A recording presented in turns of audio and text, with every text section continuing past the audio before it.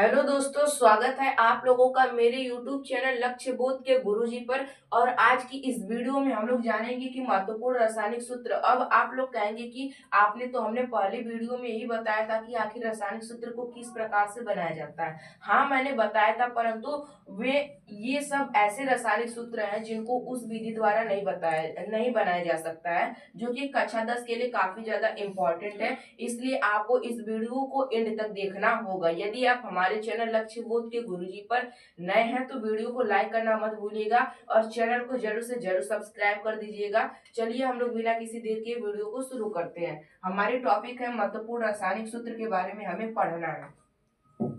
तो यहाँ पर पहले आप देखिए कि CaOCl2 यानी इसका जो नाम होता है, रासायनिक नाम की बात करें तो क्या हो जाता है, कैल्शियम ऑक्सीक्लोराइड होता है। जबकि यह किसका अणु सूत्र है, ब्लीचिंग पाउडर, जिसे हम लोग विरंजक चूर्ण के नाम से जानते हैं, ये उसका क्या है, रासायनिक सूत्र है। फिर हम लोग आगे बढ़ते हैं, Na2CO3 इंटू 10H2O। आप कहेंगे कि 10H2O आपने तो हमें नहीं बताया है। हाँ भाई, मैंने नहीं बताया है। सिंपल में आप Na2CO3 भी बोल सकते हैं। यदि आपको और भी ज्यादा अच्छा दिखाना है तो आप इसमें इंटू 10H2O को जोड़ सकते हैं। यह धावन सोडा यानी धोने वाले, कपड़ा धोने वाला, आप लोगों ने सोडा देखा होगा, उसका यह क्या है, अणु सूत्र है। जबकि इसका जो रासायनिक नाम होगा वो होगा सोडियम कार्बोनेट होगा, डेकाहाइड्रेट। सोडियम कार्बोनेट डेकाहाइड्रेट होगा। यदि आप यहाँ पर 10H2O नहीं लगाते हैं तो भी आपका रासायनिक सूत्र सही माना जाएगा,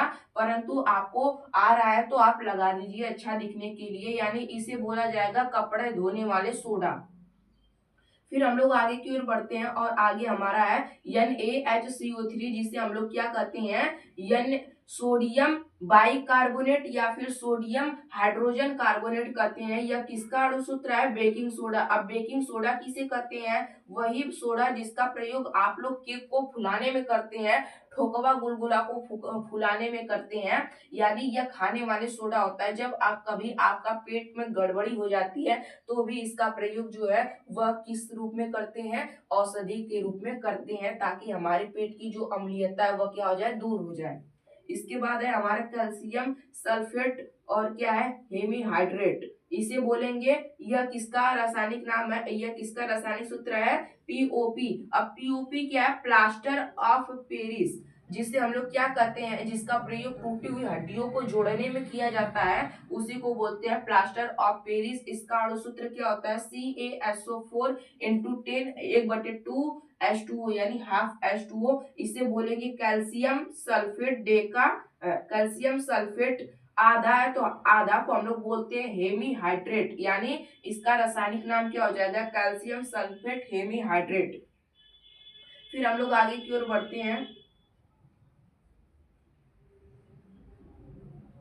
यहाँ पर किसका है, जिप्सम। अब जिप्सम किसे कहते हैं, जब प्लास्टर ऑफ पेरिस क्या होता है, जल के संपर्क में आता है तो क्या करता है, यह जल के साथ जम जाता है, यानी 3/2H2O के साथ जम जाता है। जमने के बाद क्या बनाता है, प्लास्टर ऑफ पेरिस बनाता है, यानी प्लास्टर ऑफ पेरिस। जिप्सम किसे कहते हैं, यदि कोई पूछे तो आप कहिएगा कि प्लास्टर ऑफ पेरिस के जमने को हम लोग क्या कहते हैं, जिप्सम कहते हैं। क्योंकि जब भी प्लास्टर ऑफ पेरिस जल के संपर्क में आता है तो वह जल से क्रिया करके क्या बनाता है, जिप्सम बनाता है, जो कि एक वज्र तथा कठोर पदार्थ होता है।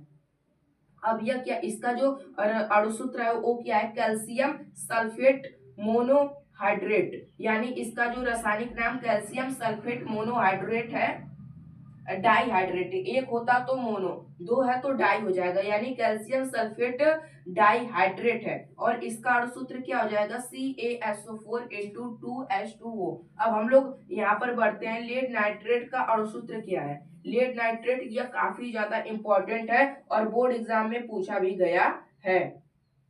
अब इसका अणु सूत्र क्या, PbNO3 का होल ट्वाइस, यानी और इसका जो रासायनिक नाम है, रासायनिक सूत्र क्या है, PbNO3 का होल ट्वाइस। अब कैल्शियम नाइट्रेट का, यह भी बोर्ड एग्जाम में पूछा गया है, इसे को भी आपको ध्यान देना होगा। इस पर भी कैल्शियम नाइट्रेट का अणु सूत्र क्या है, CaNO3 का होल ट्वाइज। इसके बाद कैल्शियम कार्बोनेट। अब कैल्शियम कार्बोनेट मैंने आपको बताया था कि अणुसूत्र किस प्रकार से बनाया जाता है। ये 3-4 हैं जो कि उस पर आधारित है और उसके द्वारा बनाए भी जा सकते हैं। जैसे CaCO3, Ca के ऊपर +2 का चार्ज, जबकि CO3 के ऊपर -2 का चार्ज। जब आयन समान होते हैं तो वे एक दूसरे को काट देते हैं, इसलिए CaCO3 बन जाएगा। यह क्या हो जाएगा, कैल्शियम कार्बोनेट। अब यहाँ पर चूना पत्थर का कैल्शियम ऑक्साइड इसका नाम होता है, इसे हम लोग चूना पत्थर कहते हैं। अब हमारा बुझा हुआ चूना, कोई चूना यानी CaO है, उसे हम पानी में डाल देंगे तो वह बुझ जाएगा। यानी CaO जो है वह जल से क्रिया करके क्या बना लेगा, CaOH का होल ट्वाइस यानी बुझा हुआ चूना का निर्माण कर लेगा। इसी को बुझा हुआ चूना कहा जाता है। यहाँ पर आप लोग देख सकते हैं। फिर अगले टॉपिक है एल्युमिनियम ऑक्साइड, जो कि मैंने आपको होमवर्क दिया था कि इसका आप बताइएगा, इसलिए मैंने इसमें ऐड कर लिया है। Al2O3 यानी O के ऊपर -2 का चार्ज, जबकि Al के ऊपर +3 का चार्ज है, तो ये तिरछे गुणा हो जाएंगे, इसलिए यह बन जाएगा Al2O3। और यहाँ पर अम्लराज, जो कि काफी ज्यादा इंपॉर्टेंट टॉपिक है और लोगों को कंफ्यूज करता रहता है। यह मैं मान लेता हूँ काफी ज्यादा इंपॉर्टेंट है और इसके बोर्ड एग्जाम में आने के बहुत सारे चांस रहते हैं। यहाँ पर आप याद करिएगा कि जो अम्लराज होता है, जिसे अक्का रजिया कहा जाता है, इसका अणुसूत्र क्या होता है, 3HCl + HNO3। अब मैं आपको याद करने का ट्रिक बताता हूँ, आखिर इसको याद किस प्रकार से किया जाएगा। 1 2 3 यानी यहाँ पर 3 है और यहाँ पर आपको नहीं देखना, यहाँ पर एक ही रहेगा। एक रहेगा तो भी कोई बात नहीं, नहीं लिखेंगे तो भी कोई बात नहीं, लिख देंगे तो भी कोई बात नहीं। यहाँ पर 1 2 3, 3 अक्षर है इसलिए यहाँ पर 3 रहेगा HCl के आगे। ये याद रखिएगा, सदैव HCl के आगे क्या होगा, 3 होगा, जबकि HNO3 के आगे 1 होगा। ये बात आपको ध्यान में रखना है। जबकि सल्फ्यूरिक अम्ल का अणुसूत्र जो होता है वह क्या होता है, H2SO4, जिसे अम्लों का राजा कहा जाता है। इसमें लोगों को बहुत डाउट होते हैं, इसलिए मैं इसे मोस्ट इंपॉर्टेंट मान लेता हूँ, क्योंकि अम्लराज कहते हैं अक्का रजिया यानी 3HCl + HNO3 को, जबकि अम्लों का राजा कहते हैं H2SO4 यानी सल्फ्यूरिक अम्ल को कहते हैं। अब सोरे का अम्ल किसे कहते हैं, आपको याद रखना होगा कि HNO3 को सोरे का अम्ल यानी नाइट्रिक अम्ल को सोरे का अम्ल भी कहा जाता है। अब यहाँ पर कैल्शियम सल्फेट नहीं है, यह कॉपर सल्फेट है, कॉपर सल्फेट × 5H2O, जिसे नीला थोथा कहा जाता है। इसका अणुसूत्र क्या होता है, CuSO4 × 5H2O। अब आपसे बोर्ड एग्जाम में पूछा जा सकता है कि जो नीला थोथा है इसमें जल के कितने अणु होते हैं, 5 अणु होते हैं। जबकि आपसे यह भी पूछा जा सकता है प्लास्टर ऑफ पेरिस में जल के कितने अणु होते हैं, आधा होते हैं। और आपसे यह भी पूछा जा सकता है कि जिप्सम में जल के अणु कितने होते हैं, 2 होते हैं। और आपसे पूछा जा सकता है धावन सोडा में जल के अणु कितने होते हैं, 10 होते हैं। यह पूछा भी जा चुका है। तो आपको इन सब चीजों पर भी ध्यान देना होगा, वरना आप बोर्ड एग्जाम में फंस जाएंगे। आपको छोटी छोटी चीजों पर भी नजर डालना होगा।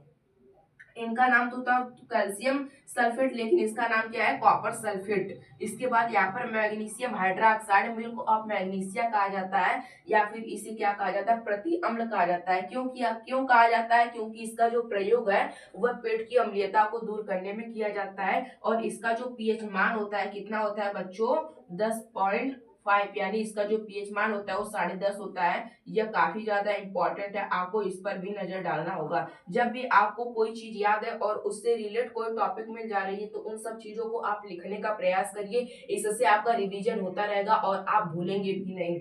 यहाँ पर मैग्नीशियम हाइड्रोक्साइड भी इसे कहा जाता है और इसे मिल्क ऑफ मैग्नीशिया यानी प्रति अम्ल भी कहा जाता है। दोस्तों, आप लोगों को यह वीडियो कैसी लगी कमेंट करके जरूर बताइएगा। और चलिए दोस्तों, वीडियो को यहीं पर एंड करते हैं और मिलते हैं किसी अगली वीडियो में नए टॉपिक के साथ।